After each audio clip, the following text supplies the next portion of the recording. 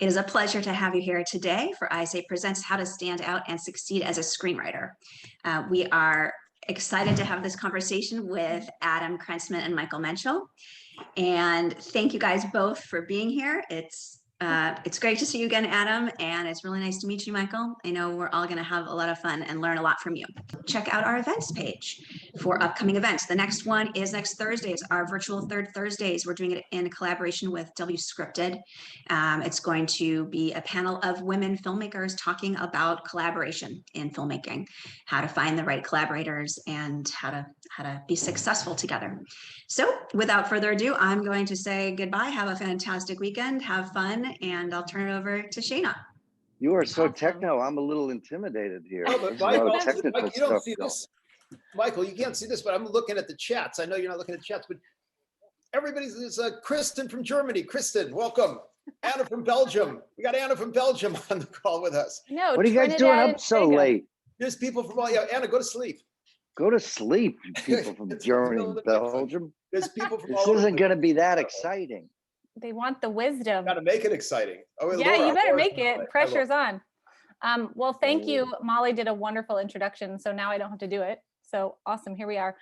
Adam and Michael, for everybody who's watching, are basically veterans of the industry. And so today we are going to chat with both of them, find out some insider knowledge, and hear some wonderful stories. And these two guys, I want to know, first of all, a little bit about each of you and then how you know each other. I started in the mailroom at CAA in the 86. I knew nothing at all about, I went to film school at Loyola and I knew that I wanted to be in business in some fashion, but I didn't really know what. I didn't know really what the agencies did at all. I really had no idea, but I went to the mailroom. And I remember, well, I'll give you the mailroom story. Mike, you got a good mailroom? Is that where everybody started? Did everyone start then in the mailroom, as they should? Yeah, pretty Mostly, much. yes. Mostly, yeah. So because I grew up in LA, I thought, you know what, I know the area well. What happened at the time, this was before emails and before computers, actually. You would stack up scripts, mailroom Xerox scripts. The agent would write a letter, put on top of the script, they go in an envelope, and you'd run them around town. So I went with somebody the first morning, sort of show me the ropes. I'm like, yeah, okay, I get this. You know, I'm from LA, I kind of know the streets, and that's fine. I can do this. The second, so you do it once in the morning, and then once in the at 3 or 4 o'clock. So the latter one, I did on my own. I thought, yeah, I got this. And it's one thing to know, like, oh, you know, there's a building next to Panera Bread or Subway or whatever, you know, whatever landmark you kind of have in your head. It's another thing to know, where's 1402 and a half that street, and where do you park? And if you park in the red zone, you're getting a ticket. Are you better off in the alley? And is there a way to get in from the alley up the stairs? So it was my first day. Around 4, you leave at 3 or 4, around 5 or 6, it starts raining. And my car was leaking. And the more it was leaking, it was fogging up. So I'd have to roll down the windows to see a street address. And of course, you roll down the windows, more water would get in, car would fog up more. And I remember around 11 o'clock at night, I called the mailroom. I said, hey, this is Adam. I'm the new guy. It's my first day. What time do I call it at night and sort of do the rest in the morning? The guy says, when you're finished. And he hangs up the phone. And I finished that night at, I think, 2 or 2:30 in the morning. I got home and I took a shower. I remember, like, I was like 26 at the time. I remember just sitting on the floor at the shower thinking, what in the world have I got myself into? Knowing, by the way, I had to be at the office, the agency, the next morning at 7 a.m. with bagels and orange juice and my car filled up with gas and one other stop I had to make, I don't know. So milk for the coffee. So to do all this before 7 in the morning, and I'm sitting in the shower 2:30, like on the verge of tears, like, what have I done? But like anything, you get used to it. And I went through the mailroom pretty quickly and I became an agent, an assistant to an agent, then an agent. I was at CA for 20 years. And I left some time ago. And since I produce movies and I have a consultancy firm, which deals a lot now with anti-online piracy, which we'll talk about toward the end, because I do want to give one of the companies a pitch. And I still produce films as often as I can, as I said, but you know, maybe if I do one every 5 years, I feel like I've done well. And that's my brief story. All right. I'm We'll get crying a into some little more bit. That was details. such a beautiful Thank you, story, Mike. Adam. I kind of said it for I you. know you actually. I was well, having- and I didn't even know all of that story. That's Yeah. beautiful. I was kind of almost crying actually. That was a bad day. You have good days and bad days. Yeah. Like, that was a bad day. I've had So, jobs to, like that. so to Mike, what's those your of you story? that really don't know Adam, so much of that was not true. I just want you to know. So here's my story, and let's go off of the format that Adam has so easily led me into. I come from Philadelphia, Pennsylvania, college in Washington, D.C., and I changed my life in the middle of college, dropped everything that I had and knew and moved out to California. But I moved to San Diego because I didn't know San Diego, different from LA, different from San Francisco. Graduated in college from San Diego, USD. And I happened, by happenstance, randomly, I came to a party in Hollywood. I got up to Los Angeles, somebody invited me to a party. And there was a man there by the name of Michael Ovitz. Mhm. And somebody introduced me to Michael Ovitz, and they told me about him, that he was a super agent in Hollywood and he represented big movie stars, and that's what he did. And I said, that's what I want to do. So I said, can you introduce me to Michael Ovitz? And they introduced me, and he said hello, and I said hello, and I said, can I have a job? And he laughed at me, and he said, you want to be an agent? And I said, all my life I've wanted to be an agent. Now, I don't even know what an agent does at this point. I have no idea. I just know he was talking to movie stars, and it was Hollywood. And I saw stars in my head, and it also had already 2 gin and tonics. So it was good. It was an easy conversation. Make a long story short, it was, don't call me, I'll call you, son. Well, funny enough, 2 years later, he called me. And I came up to Los Angeles. I was still living in San Diego. And unlike Adam, I didn't start in the mailroom. I started the mailroom at Creative Artists Agency, CAA, 1976. Mike Ovitz said to me, you're going to start in the mailroom. And just as I said, I always wanted to be an agent, I told him I always wanted to start in the mailroom. And he said, that's the mailroom. And I said, where? And he said, right there. That's a brand new company. I said, sir, that's a closet. He said, take that hat and the pole out, and that's a mailroom. And go down to the lumber store and buy whatever you need to make shelves, and that's your mailroom, buddy. Wait, is That's this what for you real? get. Is this is this It real? is real. I've heard this before. Okay, This is keep a going. real story. Okay, This is a true story. I'm proud of it.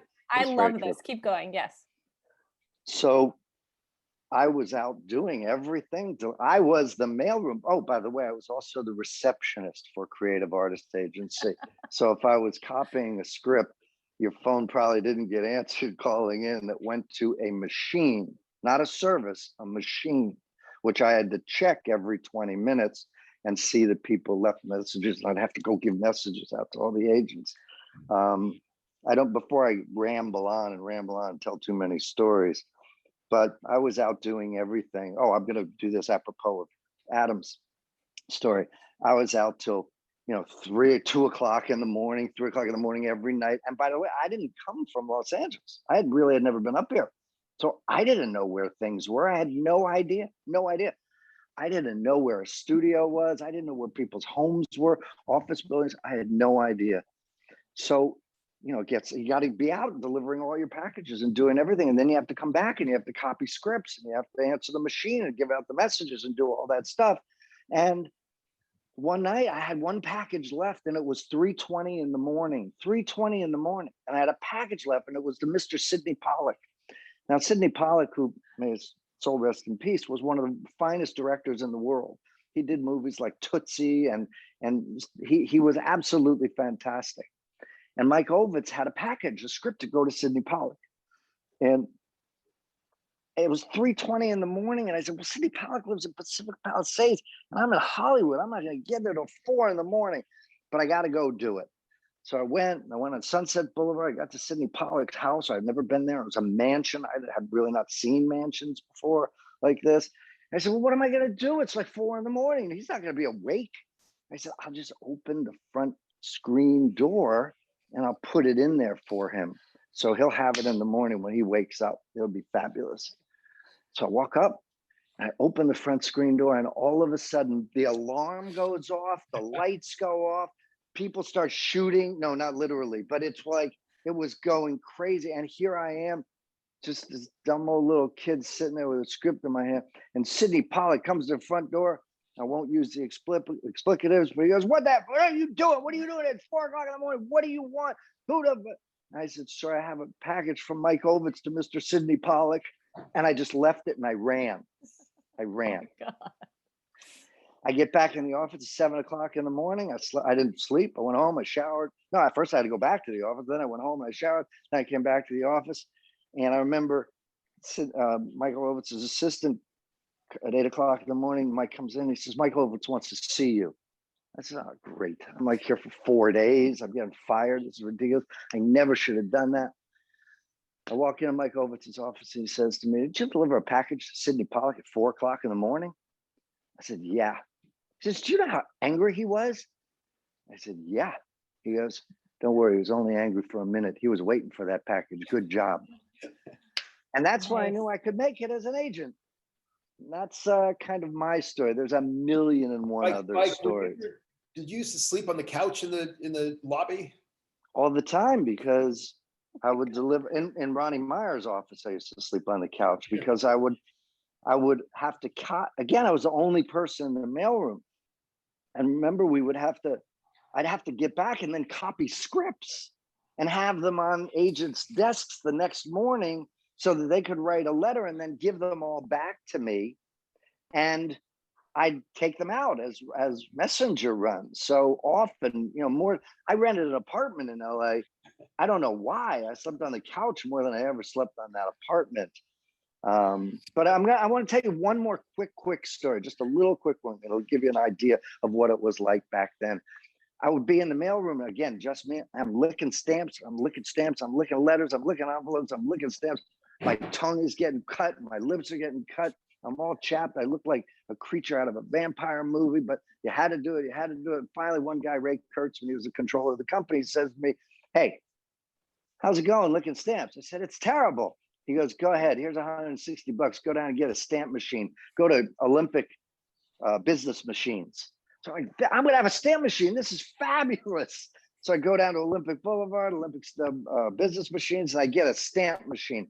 I'll never in my life forget this. It was a Pitney Bowes 573 electric stamp machine. So I get it. I'm back in the mailroom and my life is a breeze. I'm on vacation every day now. I am putting the envelopes through the machine, thousands of them, hundreds of them. And at a partners meeting, which I would always stay for because I'd have to clean up the partners dinner. One evening at a partners meeting, Mike Rosenfeld Sr. calls me in. And I've never been into a partners meeting. You don't go in, you wait until they're all finished and then you go and clean up their mess. So he calls me in while it's going on. And I said, well, one of two things is happening. I'm either getting fired or I'm getting promoted. I didn't do anything that bad, so I think I'm getting promoted. So I walk in and I'm nervous. I'm shaking because all the partners are there. And again, I'm just this little pisher guy. And I said, yes, sir. And Mike Rosenfeld Sr. says, Mike, how's the mailroom going? I said, it's fabulous. It's everything I ever dreamed of in life. It's absolutely fabulous. How's that mail machine going? I said, sir, every piece of mail is going out smooth and smooth and smooth. It's fabulous. I want to thank you very much. He reaches under the desk, the big round desk, and he pulls up these big sacks, these 2 huge sacks. And he goes, Michael, do you know what these are? And I looked at them and I said, yeah, they're sacks of our mail. I mailed all that mail. He goes, Mike, when you bought the mail machine, did you buy postage? I said, no, you have to buy postage for a mail machine. So What are you like 20? What are you like 25? How old are you at the time? I'm like 40, 23 or 22, 40. 23.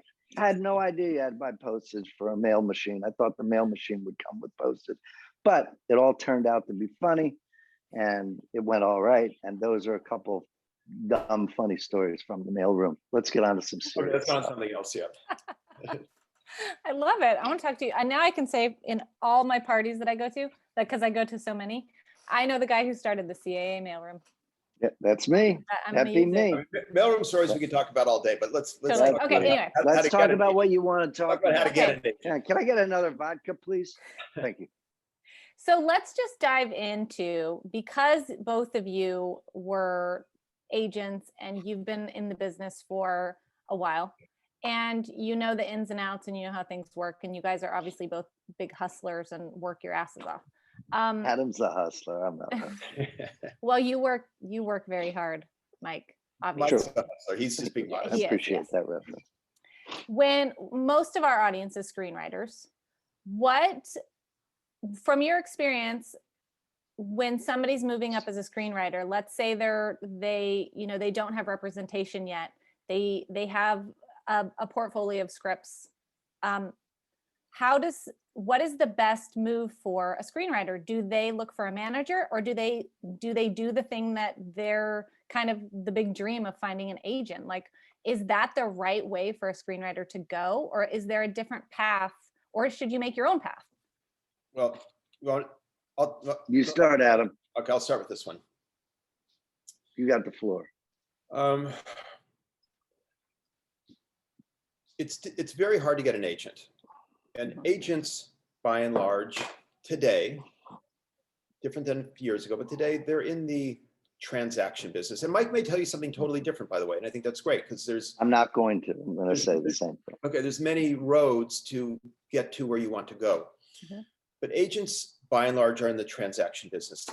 I want to do the deal, do the transaction, get it off my desk, and move on to the next one. And make the commission. Make the commission, because keep in mind, by the way, they're getting paid. They have jobs and they don't want to lose their jobs. And they get a paycheck every 2 weeks, and signing some young writer who has got a script, and it's like somebody read their script and someone's going to read, I have somebody at Netflix who's going to read it. That doesn't mean anything. And I won an award in some place. It's nice, but it doesn't mean anything. And it takes many years for an agent to get their clients to where they want it to be. I represented primarily directors, and I would always tell people it's a 5-year process to be where you think you might want to be, at least. So managers are going to be easier. Not that it's easy, but easier. So one, I would look for managers over agents. But more than that, what I always tell people is, by looking for a manager or an agent, you're essentially asking someone to do your work for you. And you can do what they're doing on your own. And you're going to need to, by the way, which we're going to talk about, because this isn't necessarily going to be all great news seminar here. You have a script and you want to get it to a director or an actor if you're going to direct it. So what Mike or I would do is we would call up that agent or manager and give it to them, or we'd give it to the talent if we know them personally. And you could do the same thing. Now, it may take us 1 phone call, and it may take you 10 phone calls, but we're doing the same job. So the short of that is, you need to produce your own project until you get some element or two attached. And then that agent or manager will help you to get to the next step. Mm-hmm. So you may want, I don't know, Brad Pitt for your movie, and Brad's agent you don't get on the phone, and the manager you don't get on the phone, and then you try the assistant. No, they don't want to take it either. We don't accept unsolicited material. Okay, which they don't. Maybe there's a company that he's got. Maybe there's an assistant at the company. Maybe there's a reader at one of the agencies or management companies. Maybe there's a producer from a prior film that he's done. Now, if you go on IMDb, you'll see every film has, 8, 10, 15, 20, 30, in some cases, producers. So look and see, well, okay, who's produced a film similar that Brad Pitt was in? Who's produced a film similar that Brad wasn't in? And get it to that producer and let them help you. So you just have to think smart about producing it on your own and getting as much help as you can. And don't worry about being the only producer. Bring in as many people as you can. Because again, these films that get made have 15 or 20 producers on it. So find Brad's therapist, find his gardener, find his doctor, whatever it can be. Everybody wants to find that next good script to give to whatever actor it is. And if you meet a bunch of dead ends, that's okay. Then find the next actor and go through the same process. Or, as I said, find a producer that has something similar, but do it on your own. Mhm. Again, because getting a manager, and it makes it easier for sure, but all you're asking that person to do is the same job for you. Right. That would be my advice. Mike, see if you think something different. Yeah, I- Mike's, and then I want to ask a follow-up. Go ahead, Mike. Well, I have a similar response as Adam gave, but maybe a little different also. The number one most important thing that you can do in this business is to network. Relationships are your key to the business. Relationships are the key to the business.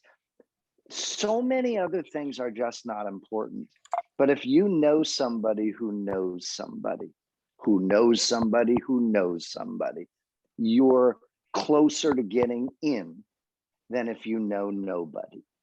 So get out there, make relationships with everybody and anybody that's in the business, because whether it's 6 degrees of separation, 26, 46, 106 degrees of separation, I don't care what it is, just get it, make a relationship with somebody that may know somebody different than you.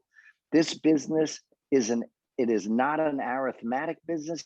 It's an exponential business. So if you know somebody, they may know 6 people, and then those 6 people may know 21 people each. I forget what the what the numbers of those exponential equations are, but that's the most important thing. That's one thing, relationships. And by the way, forget agents. I used to be an agent. I love agents.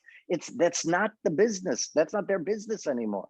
Forget the agents. You're never going to get to them on your own. It's unlikely unless you just meet them by networking and they happen to get to know you. Then there's an in there. The second thing that I would do is, and Adam said a lot of people don't take unsolicited material, and he's right about that, but not across the board. A very important thing for you to do is watch television. I don't care if it's network, I don't care if it's streamers, I don't care what it is. Find a couple television shows, limited series, television, movies for Netflix. Well, not movies for Netflix, mostly in the series area. Find something that you like and think up an episode. Think up what an episode to that series could be and write it. Write it. And eventually you will get to show that to somebody, and that will be your calling card.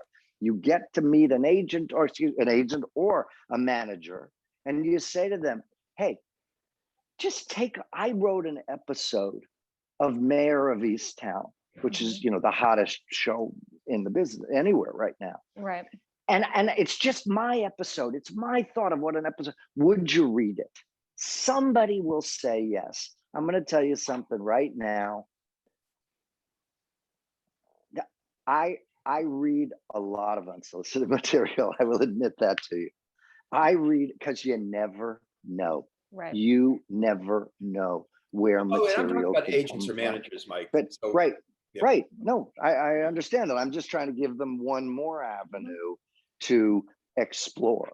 Forget the agents. They're all good people and they're all not helpful. And I love them very much. And I don't like them. Managers can prove to be very helpful, but take it upon yourself. Do what you like to do what you do most, do what you want to do. Right. So Okay, wait, hold on, you please. said, what? Yeah, go ahead. Let me throw in one thing because I think it's really important. And there's a little contrary to what Mike said, but not really. If you write an episode for a television show, I think it's a good idea. Don't give it to the producers of that show. No. Because No, it's they not know contrary their to what I was saying, characters no. really, really well. No, this is just your sample. This is Yeah, just no. your idea. No, I'm just clarifying. No, you're right. I'm just clarifying because they know their characters really well. And they're going to say, well, that character would never say this or do this. So that would be detrimental, Yeah. but give it to somebody else. So that's fine. Yeah. Right. So that was my Go ahead. question of from my perspective, a lot of writers are trying to write original, pilot scripts or original ideas. And Don't. you're saying, don't write a write what used to be, where you're writing an episode of a show that's on right now, The and use that as a entertainment, writing sample. yes, the Okay. entertainment business is a very closed business. It's very closed. It's, if you are Ryan Murphy, if you are Dick Wolf, if you are, or, you know, one of these fabulous writers, showrunners, producers that has a track record in the business, they could tell you they want to make a television series about the dictionary and someone would buy it. You could tell somebody you want to make a series about something, they couldn't care less. They could That's so not true. care less. So don't write, I'm telling, and again, this is not all, you know, this is not a blue skies forum here. This is a Mhm. reality-based forum. And if you don't like that, you should probably tell me to get off. Because I'm here to help you. I'm here to Uh-huh. help guide you, but I'm here to be honest, transparent, to tell you the truth. I'm not Mhm. going to paint a blue skies picture that's dumb and wrong. I'm just not going to do it. But Well, it makes Don't- sense. It makes don't sense. write what you want to write. Mhm. Write what people want you to write. Okay? It's, if you want to write the life of Edgar Allan Poe, go write that somewhere. Go be, if you want to write poetry, go be a poet. Do it. There's nothing wrong with any of that, but it's not going to help you break into the mainstream of business. Mhm. People don't really, I'm sorry to say it, but they really don't want to know your idea. I mean, I always, as a producer, I love knowing new ideas, but it's all about who's going to deliver. Who is the person with the experience? That's Well, what it's I think, about. are you Well, talking about on that note, I think that when it comes to being a TV writer and writing on a series, I think that Mhm. that is right on, because they want to know that you can write those characters the way that they want them written in the showrunner's voice and the way that it's going to be. Do you think that's the same for features or for, your own projects? Let's say you want to write and direct. Different. Good, but it's different. But go ahead, Adam, Okay. because you and I Well, it's talked different about this because earlier today. if you write a feature, they're reading it. They know what it is. They read it and they go, "This is great. I like it." But if you write a television episode, they are going to want a showrunner they've worked with in the past that know that they're going to deliver. That person will deliver a good episode Consistently week for after 6 week years. after week. Yeah. Yeah. And so, but with the script, it's a one-off, and it's fine. We like it. We don't like it. Mhm. But that's the difference with that's the thing with the showrunner. Also for But- television, Mhm. I remember Joe Cohen said this to me. He says, the networks, they've seen every idea a million times. Yeah. They've seen everything. There's no great new idea that you're going to come in and pitch them that they haven't heard. So it's really a question, and this is the other not blue sky thing that we're going to talk about a little. Mhm. It's a question of who's attached that makes it stand out, makes it different, and makes them want to do it. And that might be somebody who has an overall deal at wherever it is you're selling to, Warner Brothers or Netflix. That might be an actor that they want to work with, but the idea won't be unique. Mhm. The package needs to be. That's Okay. that's the difference today than when Adam and I were agents in the business.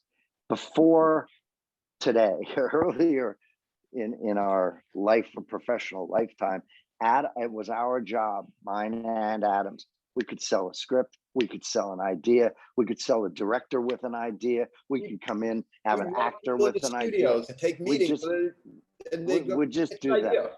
They Pitches just is do hard that, and to they'd buy them. They'd buy them on the spot. They'd buy a spec script. We've sold scripts for hundreds of thousands of dollars in the room, on the phone. None of that happens today. It is rare. I mean, maybe it happens, but it doesn't. It is rare. None of that happens today. Every single thing today is sold with a package. That means it's got an actor that they like, a filmmaker, director that they like, a showrunner that they like, whatever it may be. And that's the point of what I'm talking about, networking. Yeah. Networking is your most important tool in your toolbox. And the more you network, it's about networking, which is about access. The more access that you will have to people that can connect to your project and make your project make a difference. Aaron asked a question, which is about film festivals. It's on the chat. And yes, they're very valuable to go to for the exact reason Michael's mentioning, which is, people let down their guard a little at film festivals and they're having a little more fun if it's the right place. And that's a great place to meet people and do that network. Yes. Because again, agents and managers are going to do the same job you're going to do. It's easier for them, but it's the same job. And you need to package the projects. And it's hard because it's hard for us to get agents, managers on the phone, and it's easier for us. It's going to be for you. Yeah. But you need to attach those elements. And again, I sold my first movie yelling at Harvey Weinstein across a bar. I'm sorry to admit it, but it's true. I was in business with Harvey Weinstein, but I sold my first movies yelling across a bar to him about pitching the subject matter and pitching what it was about. And he bought it in the bar. And this was at Sundance Film Festival at a club called Tao, which was a pop-up club at Sundance Film Festival. So film festivals are important because it's a gathering of people. Yeah. It's an opportunity to network and make connections. So yes. It's funny you say that. So there's a script also similarly. I was on the board of the Telluride Film Festival for a while, and I was in Telluride, and I'm getting on a plane to fly home.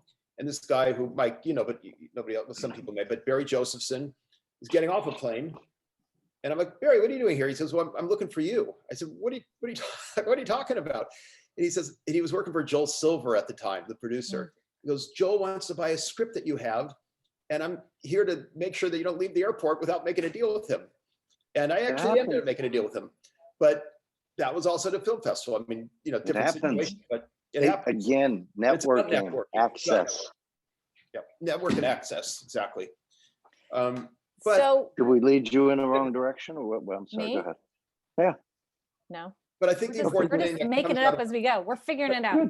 The important thing that comes out of all this is if you think you're going to write a script and go into Netflix or Amazon or Warner Brothers and sell it, it's not going to happen. I mean, I don't want to say it's not going to happen. It could happen, but the likelihood is it's not going to happen.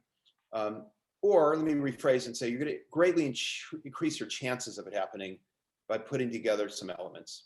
So what do you want to write? That's the question. Okay, so what do I write? Well, you want to write about subjects that you see are in the zeitgeist of today, that you see are happening, that are big projects on Netflix, that are big projects on Hulu, Amazon Prime, that are big projects, movies that the very few movies that come out into the theaters are starting to come out and are doing well. Write on subject matters that are happening because people are interested in that. They're happening. They're interested in what's going on today and what's going on in the near future. I think you kind of have to forecast a little bit.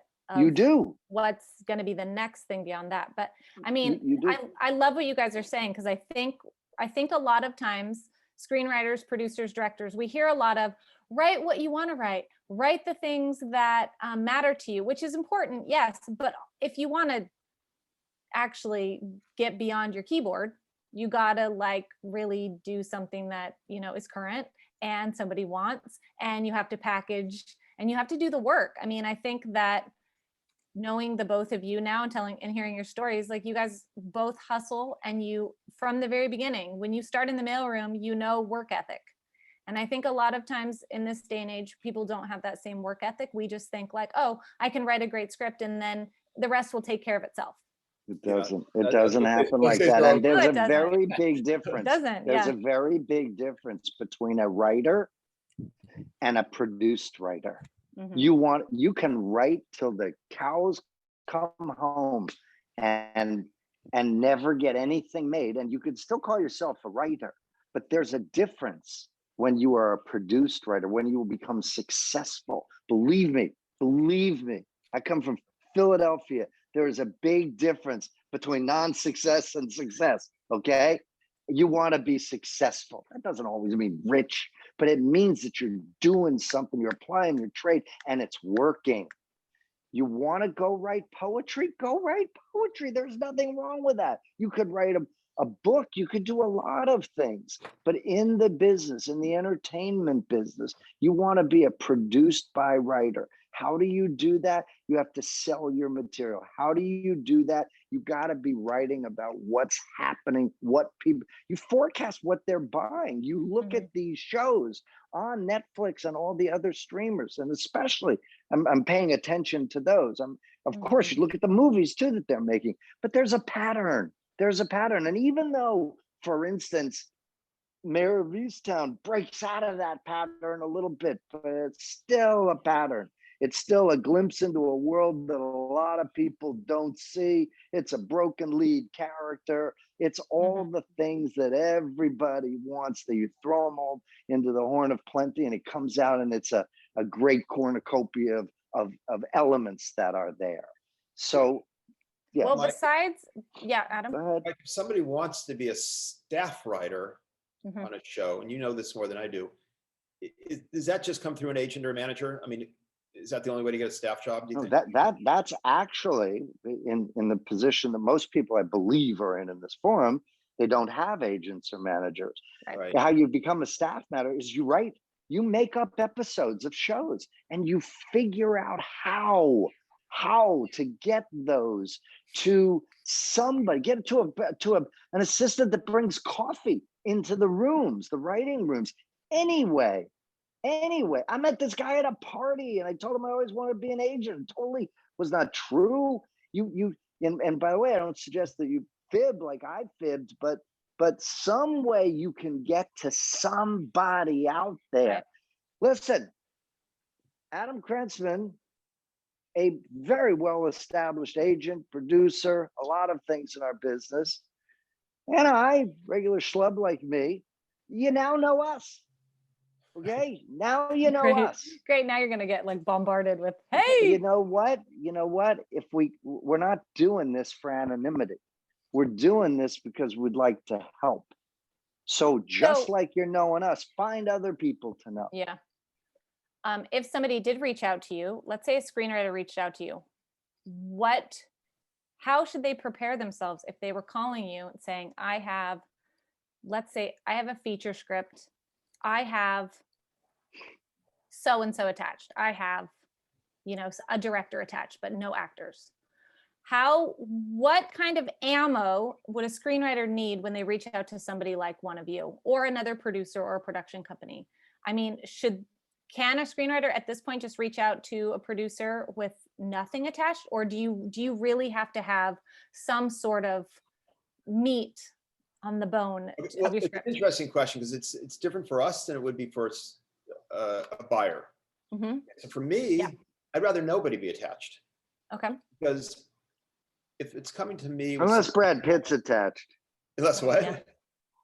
Unless Unless Brad Brad Pitt Pitt's is attached. attached. Unless Brad Pitt's but- attached, exactly. But if you have Jeff Ward attached, nobody knows who. I just made him up. Nobody knows who that is. Don't attach Jeff Ward. Hmm. Yeah, we got to be careful about opening up the floodgates. You're right about this, but I would rather have nobody attached, because if it's coming to me with somebody attached, I think Michael's right. It's going to be somebody I probably don't know, and it's not going to help me sell it. And I know that if Michael or I are going to put together some elements, they're going to be more meaningful to the buyers. So for me, I'd rather not have elements attached, unless it's Brad Pitt. For a Here's- buyer, then you need the elements attached. Here's another piece of input that I would like you all to think about. How do you make that phone call? Well, let me tell you how you don't make that phone call. Yes. with Hey, your Mr. update. Menschel, this is Abby Singer from Chicago, and I've got this screenplay. I've written this. It's always been my passion to write it. It's really good. I mean, I need to do a little more work on it, but it's really good. And it's don't even start with that freaking phone call, okay? I want to know that this is the best thing that you have ever written in your entire life, and it's probably the best thing in the world, okay? Because you're not going to get a second shot with me. You'll get a first. Everybody will get a first. Everybody that you deal with, you get a first. But don't show people. Don't show people. I mean, maybe your best friends, your mothers or your fathers, but don't show people a work that you are not absolutely perfectly positive about and very excited about, because you won't get another shot. And that work speaks for you. It speaks for you. So it better be damn great. Now, it's not going to be damn great to everybody, but if it's the best you can do, that's really important. It's really important. Don't try to shop something that needs work. Shop something that you think is perfect for somebody. Now, here's also what I do sometimes, depending on who I'm going out to, because, you know, I got to sell scripts also, is I'll make like a lookbook, and I'll put together a deck on PowerPoint or whatever I use.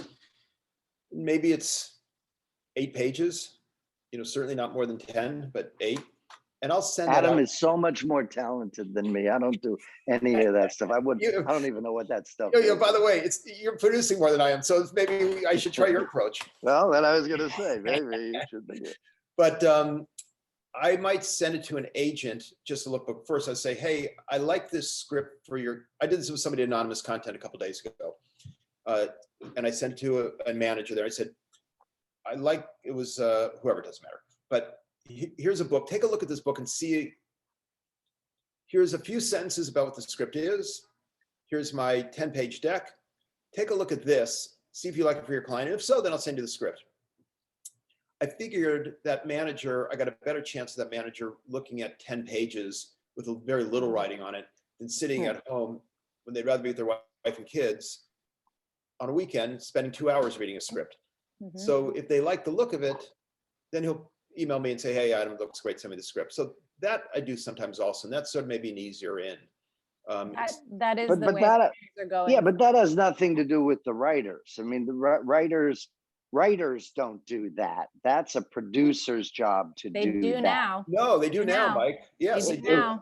Because if you want to get, know- like, Michael, if you want to get a talent attached, Excuse me.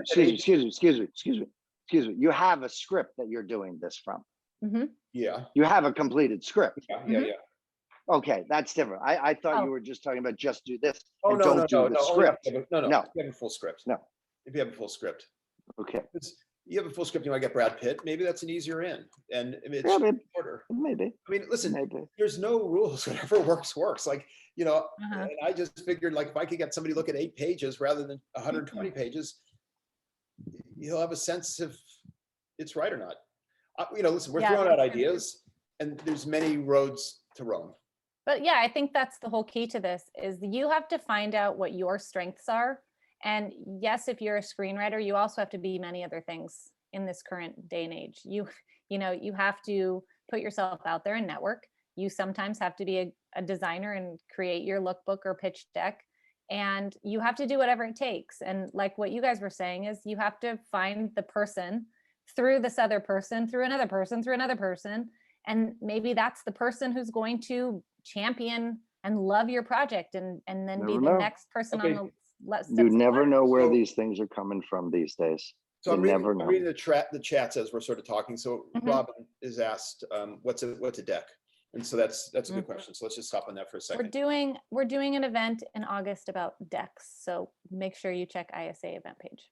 We're gonna Okay, go so through all come that. back in But yes, August. but Just Adam, no, briefly, Adam, you talk about it. just so you don't have to wait till August. Basically, it's a PowerPoint presentation that has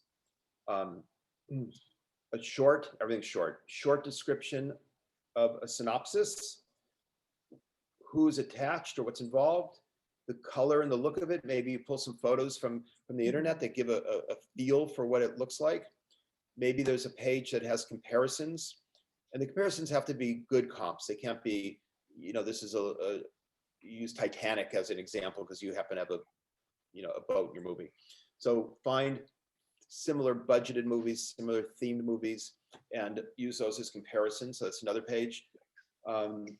There'd be a page about potential other actors, right? So other people in it. Mike, what else would be on one of those decks? Guys, this is a perfect example of there are more than one road. There's more than one road to do That's this, right. more than one way to do this. This is a perfect example. I have never sold anything with a deck. I have never sold anything with a lookbook. I wouldn't know anything about that. I sell with passion. I sell with packages, I sell with strength, and it's not better or worse than what Adam's talking about. It's just a different approach. So it shows you that there are a number of approaches to do this. But I will also say that even with what Adam is talking about, he wouldn't be investing his time in a deck or in a lookbook or in whatever else he's doing unless he was passionate about a project. So passion overrules everything. It just does. Mhm. Passion takes it from everything. You've got to have that passion about what you're doing and what you're selling. So I can't talk about lookbooks or decks or anything like that. I don't know 'em. Well, And I'll I'm tell sure you, they're good. by the way, it also helps me because when I put it on Mhm. paper and I see what it looks like and I have a sense of the visuals, it helps my pitch. It helps me visualize it in my head Yeah. also. So I use it a tool for myself as well. It sometimes helps you organize and figure out how to pitch something tone wise and make your synopsis tight, make all of those, key elements a lot tighter than if you don't Exactly. do one. It It helps sometimes is me with, helpful it just helps for me with my yourself. talking points. It becomes Mhm. like a cheat sheet for me also. Yeah, exactly. Yeah. I don't Speaking of cheat. passion, I don't cheat. she doesn't cheat. Mike, will you tell us the story about Only the Brave? I will tell anybody that will listen to me the story about Only the Brave. Good thing we can't It see is- everybody. They might have all tuned out. No. I would have this is no a good- I've idea. heard this I story. don't even know But who I'm speaking of talking to. passion and going after This is a- something and getting it made, I heard a little bit of chunks here and there about this Well, story. wait, somebody This said is they a were great still story, here. by the way. It is a great story. This is a good Oh, story. thanks. I actually could see some people that are saying something like, They're all listening. we're still here. I'm tired. Hurry it up. But we're still here. No. So okay, I did a movie, this dumb little movie for Harvey Weinstein that you will never see. It's called One Chance, stars James Corden before you even heard of who James Corden is, and you'll never see it because it's tied up in the Harvey Weinstein bullshit. And I'm sorry for the use of the word, but there's no other word for Harvey Weinstein bullshit. So yes, one of my first movies is tied up in that bullshit. But I got home. But the great thing about that was most people like Adam, he made a movie, but I think he made it like in Trenton, New Jersey, or like Yugoslavia or the I slums got of it made, man. I'm just happy I got wherever. it made. I'll But take it wherever I can get it. my Wherever it's made, I'm movie, but just the taking movie it. that I made, even for Harvey Weinstein, was in Venice, Italy. I couldn't believe I was in Venice, Italy. It was the most incredible thing in the world. I'd never been to Venice. It was fabulous. So I made the movie. I got off the plane from Europe to the United States, LAX, and I got out of the plane and started walking to the baggage claim. And there's 7 monitors, TV monitors that usually play CNN all the way down from my gate to the baggage claim. And on the first monitor, I saw this story that just took me in. It engulfed me. And then on the next monitor, I saw the story evolve. And on the next monitor, I saw the story evolve all the way for 7 monitors. And it was a story of the Granite Mountain Hotshots. Didn't know what that was, but I found out. I then knew who they were. They're a group of hotshot wildland firefighters that go out and are either dropped into or walk into wildland fires, and they help put out the fires.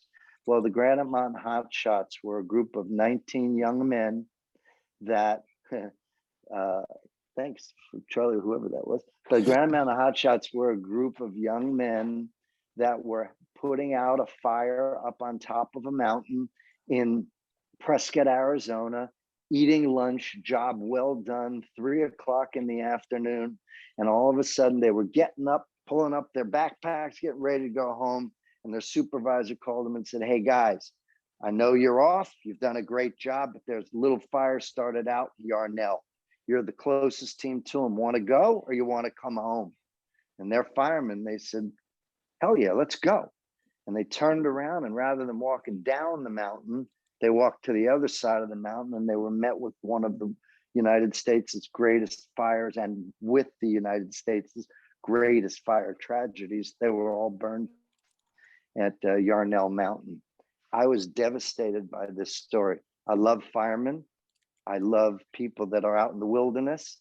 I love people that do things outdoors. I'm an outdoorsman, not like that. I don't put out fires, but I was so touched by this story.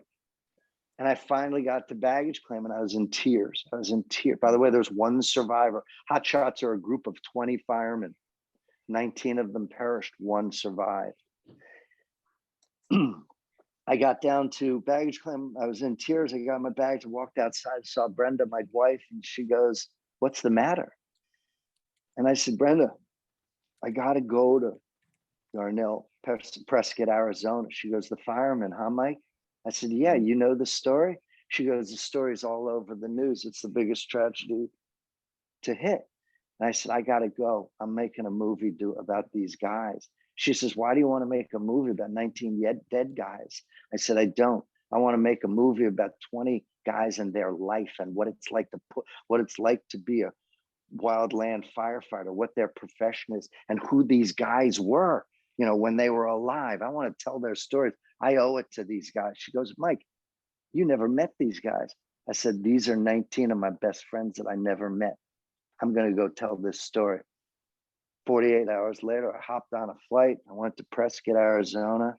I knocked on every freaking door. I didn't know where these people live.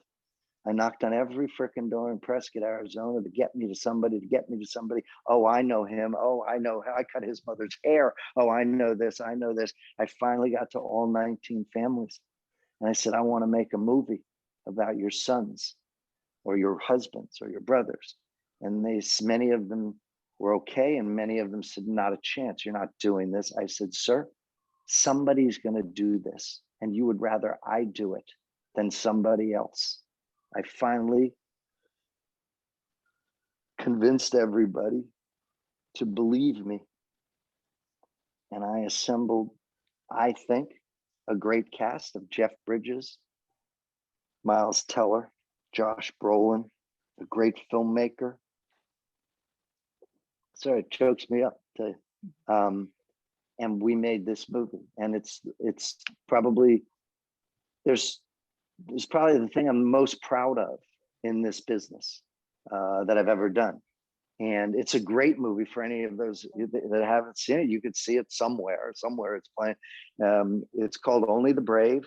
And yes, they all die in the end. Spoiler alert. But it's not about their deaths. It's about their lives. And I'm just a regular guy. I really am. I don't have anything special. I'm a regular guy, but I got passion for those things that I have passion about. And this is about passion, and you got to do it, and you got to stick to it, and you got to do what it takes. You can't only talk the talk, you got to walk the walk. And for me, that walk was back on a plane in 48 hours to Prescott, Arizona, meeting people whose sons, husbands, and brothers have just died, not 4 days ago, 8 days ago. But anyway, was that the story you wanted to hear?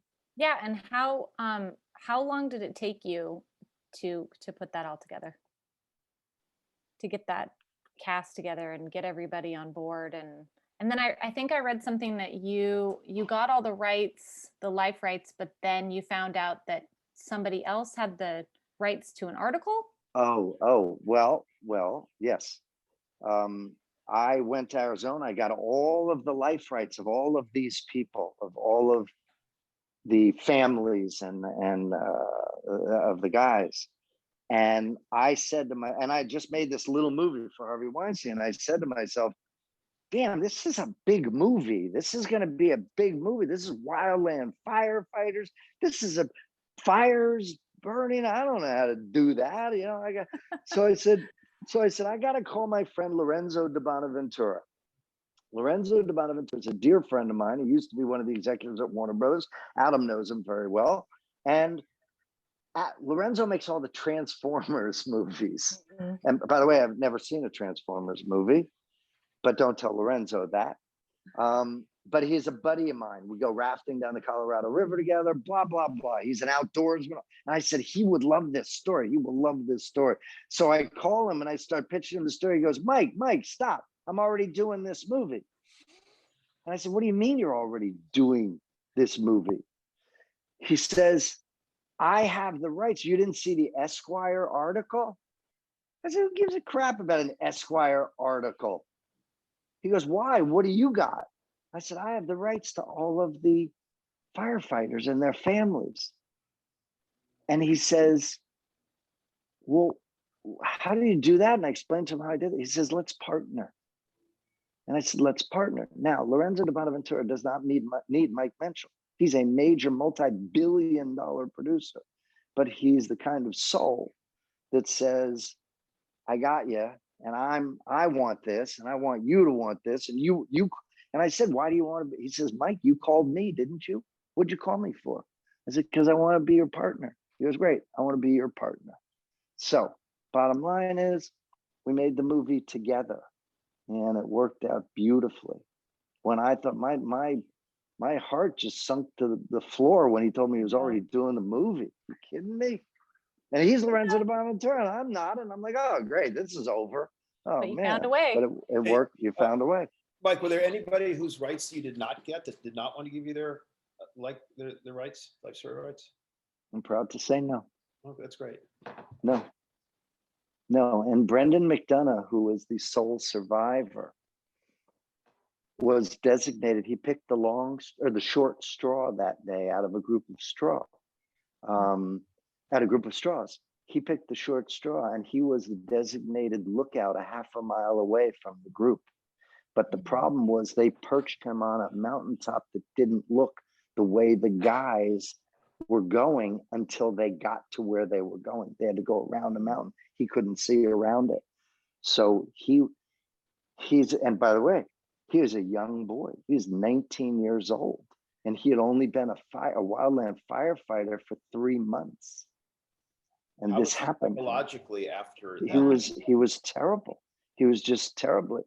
He called me one night. He had a gun to his head. He had a fifth of whiskey in his hand. And he said, forget it, Mike. Nice to meet you, but I'm out. I'm gone. But it was, there are a lot of stories connected to that, which I'd be happy to tell you, but I don't need to waste time. But again, I've never done anything more heartful in my life and more satisfying in my life, except that when I asked my wife to marry her, she said yes, because she easily could have said no. And I have 2 children. And this is the 4th thing that I'm most proud of in my life. Establish you as a liar, though, Michael, because as Molly said here, like, you're the hustler, not me. Yeah. That's a major hustle. Major hustle. Major hustle. Yeah. But by the way, that's what it takes. It takes that and nothing less. Right. And it's a heartfelt story, and you did a fantastic job with it, Michael. And that's what it takes. Getting on a plane and flying to somebody, getting life story rights and putting it together. Let's ask more questions. Yeah. Let's answer more questions. Yeah. So Mike, when you put this together, did you guys find, we're speaking of screenwriters, did you find the screenwriter? And so on that front, when you were thinking of your screenwriter, where did your mind go?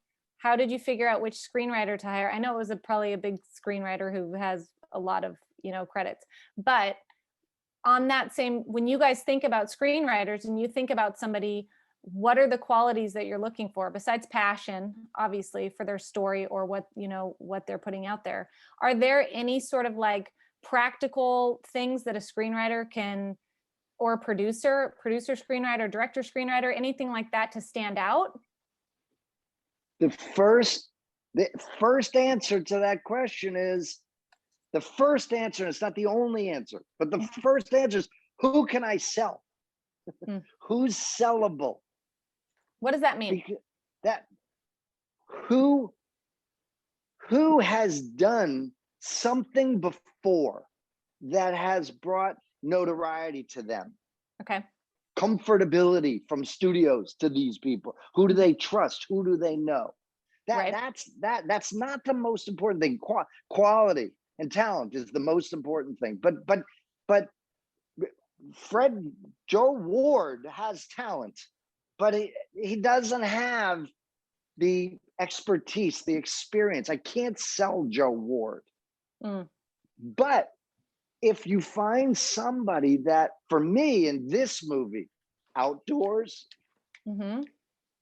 it was about a real writer with drama, with great drama, somebody that was big and bold, and I just went down a list of a number of writers for this, a number. And we came out, and the same with the director, a number of directors that we thought about, and we hired Joe Kosinski as the director. Joe Kosinski is like a dream director, and by the way, Joe just directed the sequel to Top Gun, which is coming out hopefully later this year. But at that time, he had directed movies with Tom Cruise. He's a big time director. So you got to think about who can you sell, but that's not the only question that you have to have answered. Talent, passion, they beat out everything. But it's a package. You can't sell talent and passion without somebody that can push it down the field. So let's look at two things. This will answer a few people's questions. How do you know what questions they have? No, I'm reading all the questions that come up. Well, I'm not listening to you. I know all your stories. I'm reading the questions. I want to hear what Jimmy has to say here. Let me tell a brief story about my last film, because yours is nice. Yes, please do. I didn't tell my story, Mike. Let me go get a drink. Yeah, go get something. But and then how do movies get financed, which is going to go to what Michael said, and I think they're both going to relate a little. And I think they're interesting, and it will answer some questions. So several years ago, I had a guy that worked with me, and he sort of freelance, but he would look at Vimeo for proof of concepts. I saw a couple of texts like, that's a proof of concept, a good, worthwhile thing. So the answer is yes. So he would look for proof of concept. So he found a short, not a short, it was like 2 or 3 minutes that this guy shot who lived in Minnesota, I think. And he showed it to me. He goes, Adam, take a look at this. I'm like, whoa, this is really pretty good. He goes, yeah, this guy won some contest in Minnesota, some screenwriting contest, and he made this. I said, well, let's get him on the phone. Now I'm going to backtrack a little. There's a guy in Minnesota, Mike Nelson, and Mike wrote a script and he entered into a local writing contest. And he won. And he got a grant.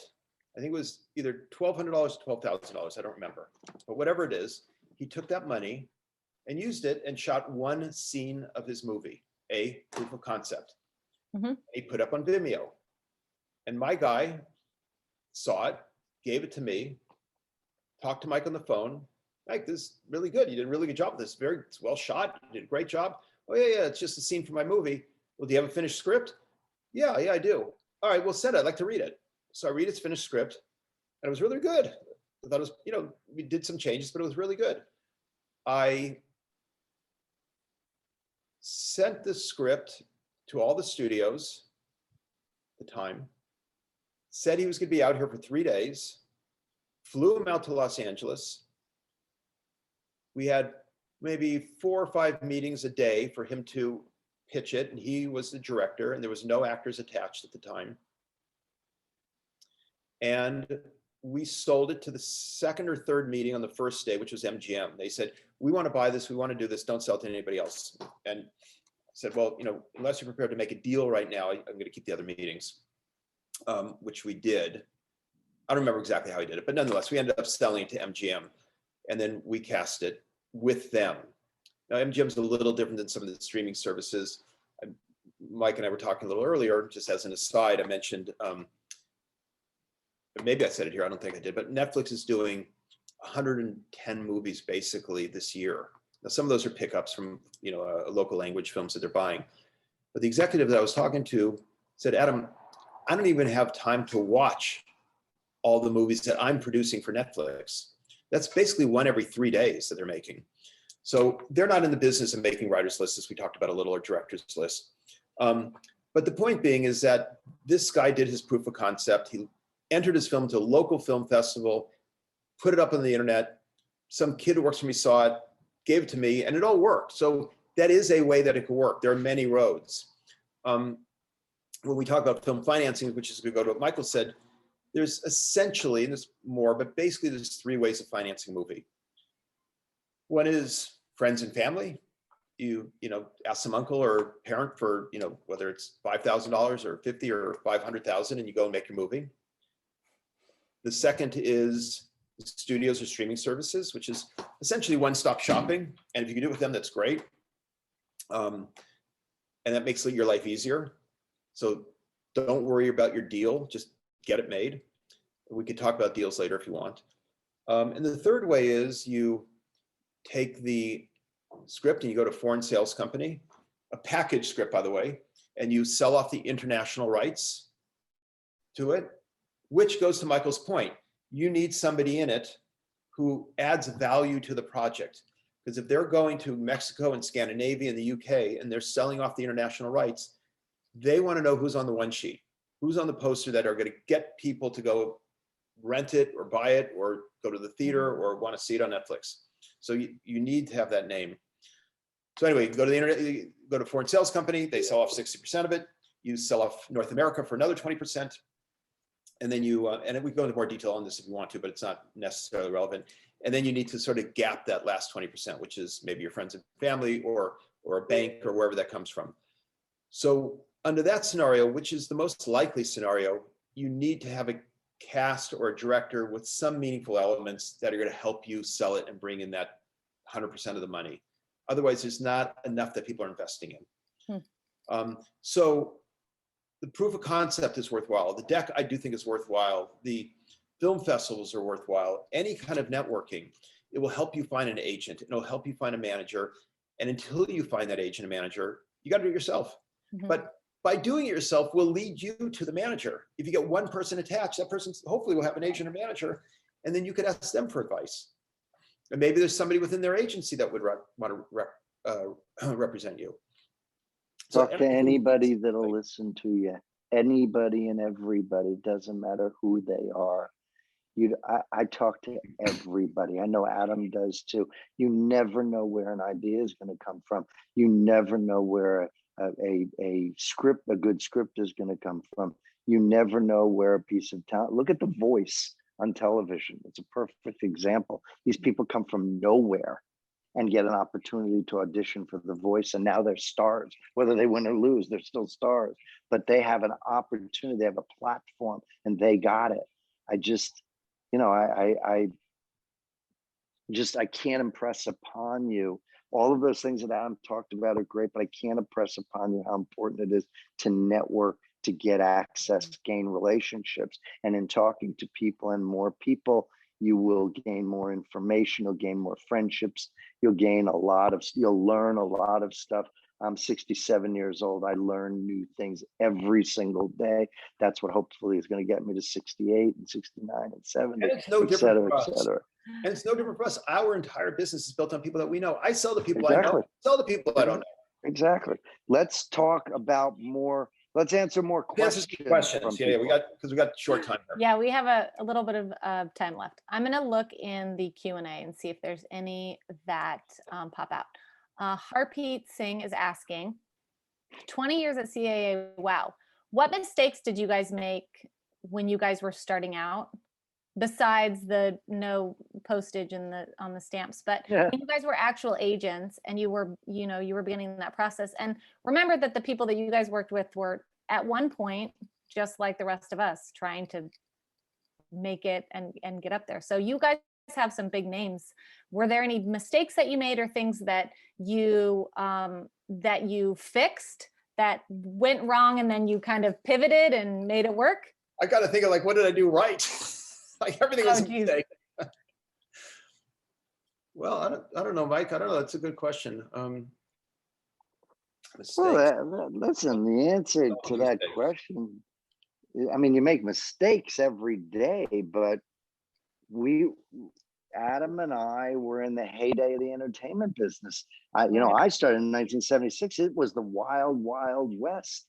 There was no such thing as a mistake. You do anything that you wanted to do and you turn it into something positive and profitable.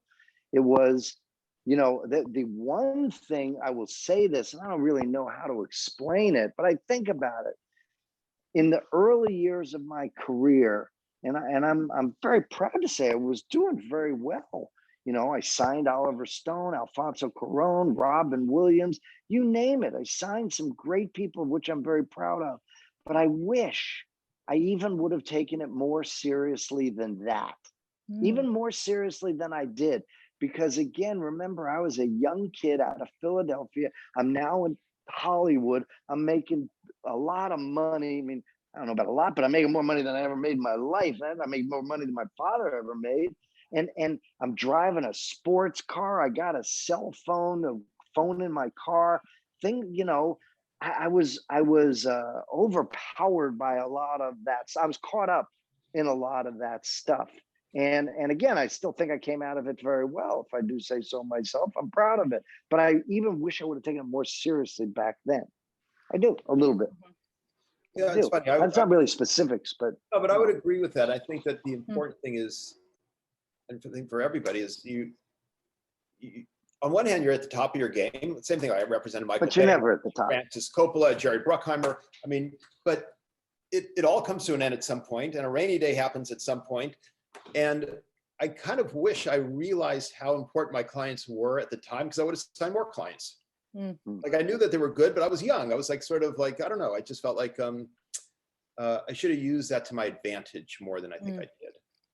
And I had great clients also, but you always make mistakes. And again, as Mike said, it's Michael said, it was sort of more fun at the time. There was less contracts. You'd make deals at lunch or over a handshake or at the Telluride Film Festival airport. Okay, so here's a question. If you have a TV pilot, Michael, you could ask this, TV pilot to package, whom would you approach first to attach? A showrunner, an actor, or a director? Showrunner. Yeah, that's what I would say also. There's no doubt about it. Nothing gets made without a showrunner. And as we said earlier, they want to know week after week after week, they're going to get something consistent. And look at showrunners first that have deals at the places that you want to go to. Absolutely. Because they'll want to burn off those deals. Absolutely. And but again, you won't attach Brad Pitt or a director without them knowing who the showrunner is. Yep, that's true. And don't look at the assistants and the readers and other people surrounding it. You're not going to get to the showrunner. Right. And from their point of view, they don't need you. They got it. If Aaron Sorkin wants to write something, they're going to say yes, and he's got plenty of stuff to do. So he's not looking for outside projects. Find a friend, find a cheerleader, find somebody I don't know how many more times I can say that's the most important. Right. What You else? do. You have to make connections. Yes, Well, you do. I think we're going to wrap it up pretty soon. But Kathleen is asking you, Adam, Yeah. when you were working with that writer who directed that proof of concept Yeah. for your film, how did you prepare them for studio meetings? Oh, we spent a lot of time together. Like we practiced the pitch, we shortened the pitch, we came in with actor ideas, our actors lists that we wanted. We prepared greatly for it. I mean, he wouldn't go in haphazardly at all. We spent a lot of time pitching to me and the people around me and the group. It was pretty strategic.